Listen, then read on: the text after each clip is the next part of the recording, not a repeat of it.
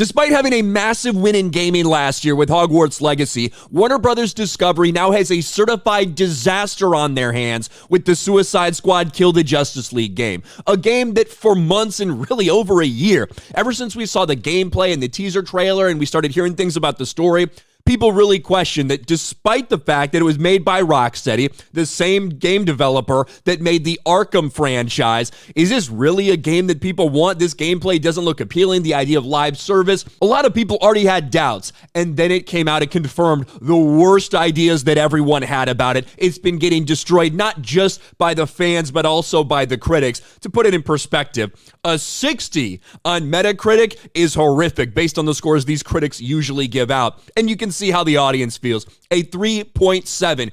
And now, at the latest earnings report, Warner Bros. Discovery is forced to address this, and they're admitting that it's a disaster. Suicide Squad Kill the Justice League, quote, has fallen short of our expectations, Warner Bros. Said.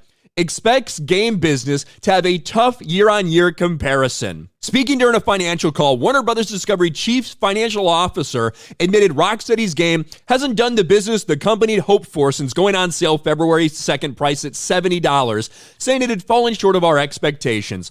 Warner Bros. Failed to mention a sales figure. A lot of people be very interested in that because it's not just on Steam where it's failing, it's every platform.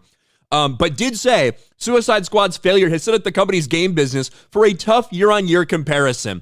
Now, that is kind of to be expected. Even if it had gone to their expectations, probably would have been tough year-to-year considering Hogwarts Legacy was such a massive, monumental success, the best-selling game of last year. This year, Suicide Squad, one of our key video game releases in 2024, has fallen short of our expectations since its release earlier in the quarter, setting our games business up for a tough year-over-year comparison in quarter one. And just look at how this game has fallen off. Suicide Squad has fewer Steam players than all 4 Arkham Batman games. So not just Arkham Knight. We're talking Origins, we're talking Asylum, we're talking Arkham Knight.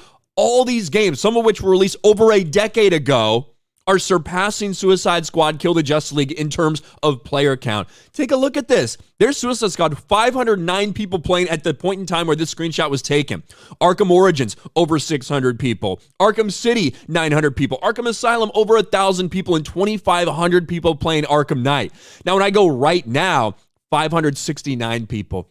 Didn't even top 800 in the 24-hour period. This is a game that's supposed to be live service, and even if they had any hopes of saving it, you don't have a chance when your player base has dwindled this far. And we're already starting to hear things like, oh guys, don't worry. We discovered something. Batman will return at some point down the future in whatever season of whatever past they try to sell people. Don't worry. These other members of the Suicide Squad we killed in that way, they will return.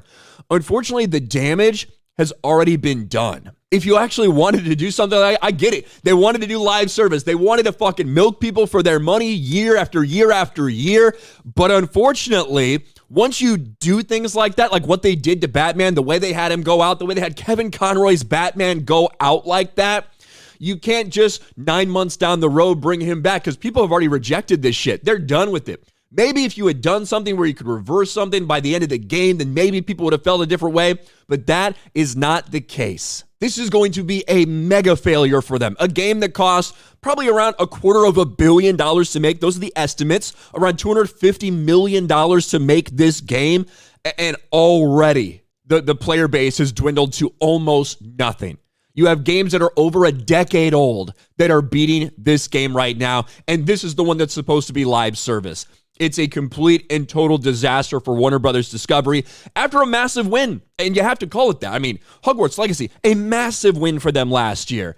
And already this year started out the complete opposite way. Suicide Squad Kill the Justice League, even by Warner Bros. Own admissions, is a complete and total failure. Let me know your thoughts about this in the comments section below. Smash a like button, subscribe to the channel, ring the bell for notifications, share this video out there, and I'll talk to you later.